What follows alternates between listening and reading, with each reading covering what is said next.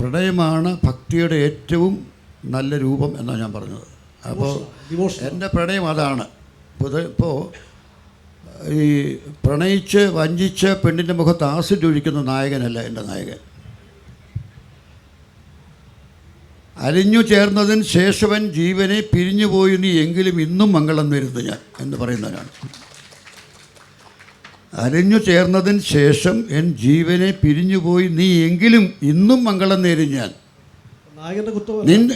നിൻ ദാമ്പത്യ വല്ലരിയിൽ ആനന്ദ മൂലങ്ങൾ ജനിക്കട്ടെ എന്നാണ് പറയുന്നത്. നിനക്ക് നല്ല കുട്ടികളുണ്ടാവട്ടെ. നീ നശിച്ചു പോട്ടെ എന്ന് പറയുന്ന കാമുകന് അല്ല എൻ്റെ ഒരു കാമുകനും.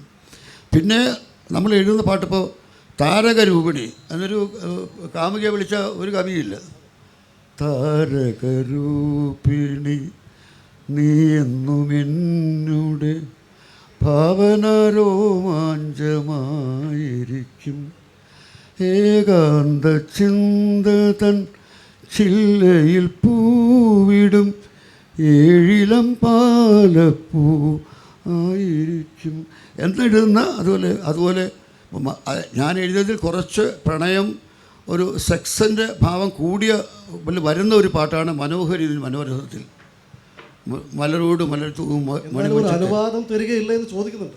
അതെ മനോഹരിതിൻ മനോരഥത്തിൽ. അതിനകത്ത് പോലും നമ്മൾ പുണ്യവതി നിൻ്റെ പൂങ്കാവനത്തിൽ ഒരു പുഷ്പശലഭമായി ഞാൻ പറഞ്ഞു. പുണ്യവതി എന്ന കാമുകയെ വിളിക്കുന്നത് എടിയെന്നല്ല.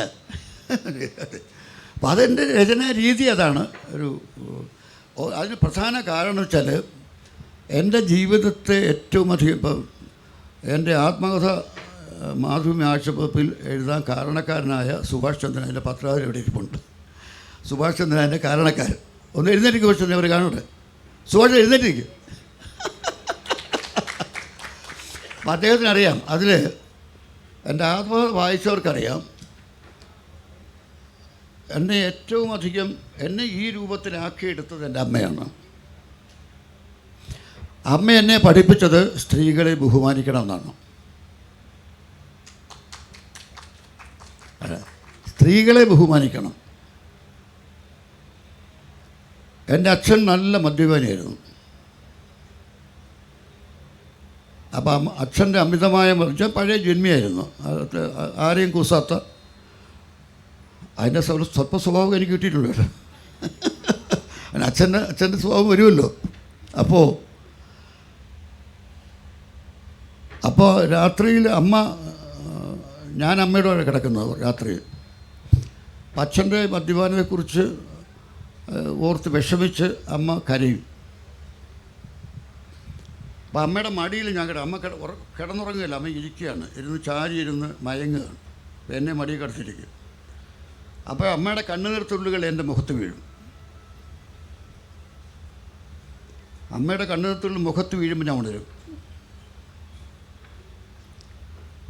എന്തിനാ അമ്മയെ കരയുന്നത് ഞാൻ ചോദിക്കാം. എനിക്കറിയില്ല, എനിക്ക് കൊച്ചുകുട്ടിയാണ്, എനിക്കൊന്നും മനസ്സിലാവില്ല.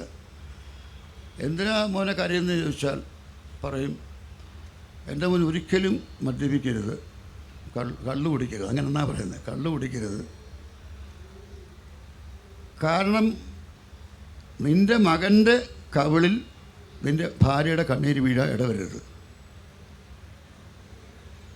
കൊച്ചുകുട്ടിയായപ്പോൾ എന്നെ അമ്മ പഠിപ്പിച്ച പാഠമാണ്. ഞാൻ സിനിമയിൽ കടന്നിട്ട് 58 വർഷം കഴിഞ്ഞു. 58 വർഷം ഇതുവരെ മദ്യപിച്ചിട്ടില്ല. ഒരു തുള്ളി മദ്യം കഴിച്ചിട്ടില്ല, ഒരു സിഗരറ്റ് വലിച്ചിട്ടില്ല. സ്ത്രീകളെ ബഹുമാനിക്കാത്ത ഒരു പ്രവൃത്തിയും ഞാൻ ചെയ്തിട്ടില്ല. ഞാൻ എൻ്റെ 35ാമത്തെ വയസ്സിൽ എടുത്ത സിനിമ മോഹിനിയാട്ടം വിമർശിപ്പ് കൊണ്ടുവന്ന ആദ്യത്തെ പടമാണ്. പുരുഷന്മാരായാൽ ബലാത്സംഗം ചെയ്യപ്പെട്ട 3 സ്ത്രീകൾ പുരുഷൻ്റെ സഹായമില്ലാതെ ജീവിതത്തെ എങ്ങനെ നേരിട്ടു എന്നുള്ള കഥ പറയുന്നത്. അതെൻ്റെ 35ാമത്തെ വയസ്സിലെ കഥയായി. 1976 പടം വന്നു. അപ്പോൾ പക്ഷേ നമ്മുടെ ഈ ബുദ്ധിജീവി തലത്തിൽ നിന്നും ഈ പടത്തെക്കുറിച്ച് പറയില്ല. കാരണം വെച്ചാൽ അത് അങ്ങനെ അവർ മറ്റേ KG ജോർജിൻ്റെ ആദാമിൻ്റെ പേരിൽ ആദ്യത്തെ പടമെന്ന് പറയും. ഈ സുഭാഷ് ചന്ദ്രൻ അടക്കം അവർ പറയും ആദാമിൻ്റെ ഭാര്യയില്ല ആദ്യത്തെ സിനിമ സ്ത്രീ വിമർശനം അല്ല. സ്ത്രീമോചന സിനിമ ആദ്യത്തെ മലയാള സിനിമ മോഹിനിയാട്ടമാണ്. 3 സ്ത്രീകൾ. അതിന് വേറെന്ന് വെച്ചാൽ അതിൽ പുരുഷ കഥാപാത്രങ്ങളെല്ലാം വില്ലന്മാരാ. ഒരു പുരുഷനെടുത്ത സിനിമയെന്ന് മനസ്സിലാക്കണം.